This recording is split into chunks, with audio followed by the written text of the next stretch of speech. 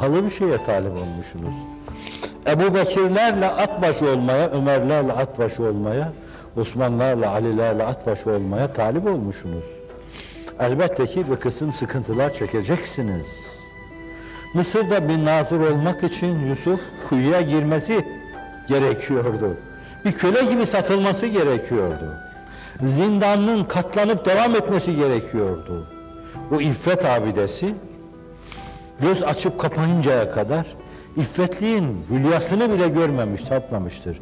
İftiraya maruz kalması gerekiyordu. Ancak bu kadar preslendikten sonra Mısır'da bir yere getirilecekti.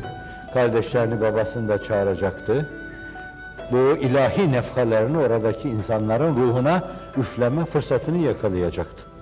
Şimdi siz dünyanın dört bir yanında ruhunuzun ilhamlarını solukluyor, gönüllere giriyorsunuz. Elbette ki kadın, erkek bir kısım sıkıntılara maruz kalacaksınız. O ipekleri örmek için, geleceğin dantelalarını örebileceğiniz ipekleri örmek için o kozanın içinde sıkışıp kalmanız gerekiyor. Bikaderil keddi tüktesebül meali. Meşakkat miktarı maliyata müştak gönülleriniz arzu ettiği yüksekliği elde edebilir. Ne kadar sıkıntınız varsa. Bir meselenin bu yanı vardır.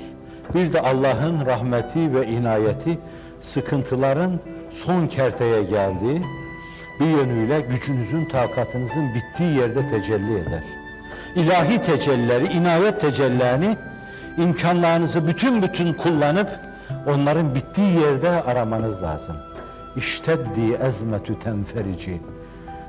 Kararabildiğin kadar, zira kararmanın son noktası şefağa açılmanın, şefağa dönüşmenin başlangıcıdır.